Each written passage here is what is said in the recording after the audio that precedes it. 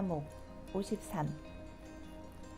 그러나 나는 거칠게 다가오는 그의 가슴팍을 밀며 엉뚱한 소리를 했다.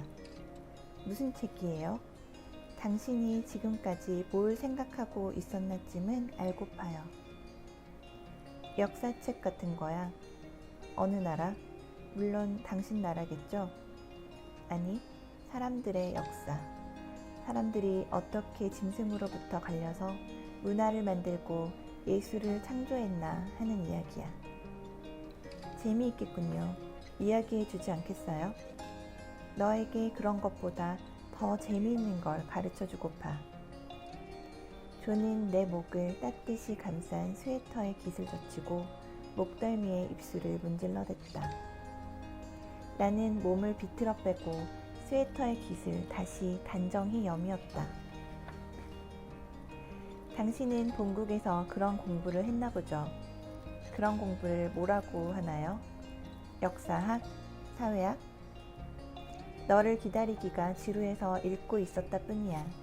제발 이따위를 우리 사이에 끼우지 말라고. 그는 두터운 책을 더 멀리 발로 밀었다. 그의 녹색 눈이 초조와 갈증으로 충혈돼 보였다. 나도 초조했다.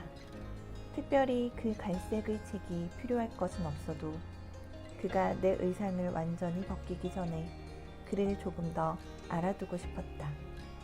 그가 매혹적인 숫짐승이란 것 말고 좀 더 딴 것을 알아둬야만 할 것 같았다. 너를 사랑해.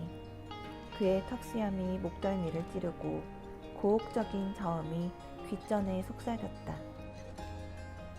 스웨터 깃과 앞단추가 허술하게 열렸다. 나는 다시 여미지를 못했다. 그러나 나는 가빠오는 숨을 죽이며 안간힘을 쓰고 있었다. 옷을 벗기 전에 할 일이 꼭 있을 것 같았다. 좀 더 대화를.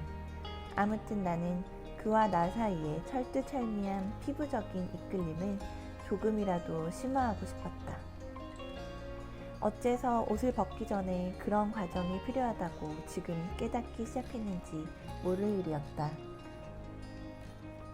진작 그런 걸 짐작했다면 아마 이 분홍빛 침대가 있는 방에 오는 것을 며칠 늦출 수도 있었을 게다. 이 방은 다만 옷을 벗기 위해 마련된 방이었다. 분홍빛 침대가 그러했고 침대 머리에 달린 화장대 위에 얹힌 진홍빛 갓을 쓴 전기 스턴드도 그러했고 침대에 누우면 똑바로 볼 수 있게 나직이 붙여진 여러 포즈의 누드 사진이 그랬다. 갈색 책은 저만치 나동그라져 있어 나에게 어떤 도움을 주기에는 너무도 멀었다. 그리고 나는 점점 능동적으로 그의 애무를 받아들이고 있었다. 마침내 보랏빛 스웨터가 완전히 벗겨져 갈색 책 위로 날아갔다. 그러나 추위를 몹시 타서 겹겹이 껴입은 내 속옷들을 다 벗기려면 아직도 멀었다. 그는 별로 초조해하지 않고 내 여러 곳을 애무했다. 그러면서 그는 어김없이 옷을 벗겨가고 있었다. 나도 이제 완전히 옷을 벗는 쾌감에만 탐닉했다. 다다미 위에 여러 색깔의 옷이 너절하게 흩어졌다. 꽤 별러서 꽤 고르다가 산 옷들도 벗어 동댕이 쳐놓고 보니 영락없이 남루였다. 추하고 쓸모없는 누더기였다. 나는 희미하게나마 내 내부에서도 어떤 탈피가 일어나고 있다고 짐작했다. 아니, 바랐다. 나는 고치를 벗고 훨훨 날개를 가질 수 있을 것 같았다. 날개를 나를 꼼짝 못하게 가둔 두터운 고치로부터 자유로워질 수 있는 날개를 갖는 것이다. 날개를. 이윽고 나는 실제로 날개를 가진 듯이 공중으로 둥실 떠올랐다. 내 비상을 막는 아무런 저항도 없었다. 나는 완전히 체중을 잃었다. 나는 얄짤한 슈미지를 한쪽 어깨에만 걸친 채 가볍게 안기고 있었다. 드디어 그가 나를 분홍빛 침대로 나르고 있었다. 그것은 아무래도 좋았다. 나는 날개를 가질 것이다. 편협한 번데기의 방을 벗어날 것이다. 탄력 있는 침대가 나를 반쯤 묻었다. 그가 내 옆에 눕는 것을 느꼈다. 나의 여러 곳을 빠짐없이 그의 입술과 손길이 닿았다. 그는 마술사처럼 나에게 깊이 감추어진 감각들을 찾아내어 나에게 푸짐한 육감의 향연을 베풀어주고 있었다. 그의 숨결이 점점 고르지 못하게 흩어졌다. 그러나 나는 아직도 향연의 손님일 따름이었다. 미식에 초대된 손님치고는 좀 교활한 손님이었다. 다시 말해서 나는 음식 맛을 너무도 잘 알고 있었다. 감칠맛 있고도 조금씩 다른 맛들을 너무도 또렷이 감별해가며 맛보고 있었다. 어쩌면 미식은 곧 식상할지도 모른다. 그리고 미식은 어디까지나 미식일 따름이지 주인이 주인일 따름인 것과 손님이 손님일 따름인 것을 변경시키지는 못한다. 우리의 향연에는 무엇인가가 빠지고 있었다. 이를테면 미식에 곁들인 향기 높은 미주가 향연을 무르익게 하고 주인과 손님을 혼연일체로 묶어버리며 딴 음식까지도 발효시켜 취기로 이끄는 미주가 아쉬웠다. 저도 그것을 느끼는 것 같았다. 연방 사랑한다고 속삭이며 그러나 그의 애무는 점점 초조하고 거칠어졌다. 하여튼 나는 그의 능숙한 애무를 예민하고 성숙한 감각으로 받아들였을 뿐 결코 도취하지는 못했다. 불을 끌까봐요. 초조한 나머지 나는 그에게 그런 제안을 했다.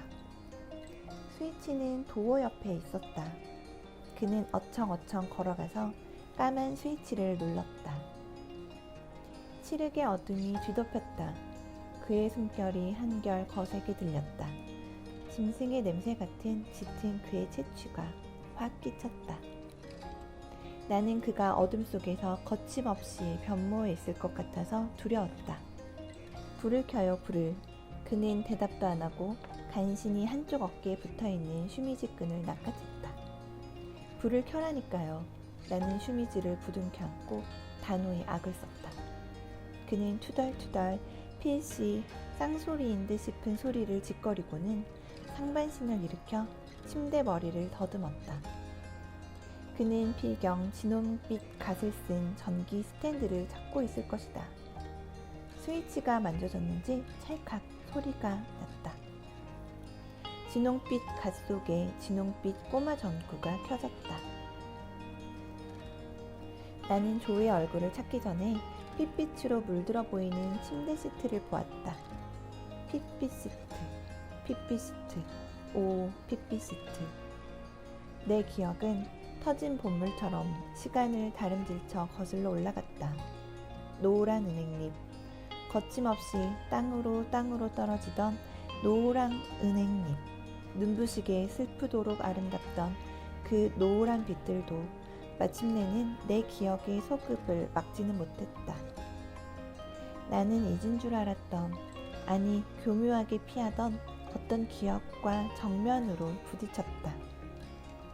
막다른 골목으로 쫓긴 도망자처럼 체념하고 나는 그 기억을 맞아들였다.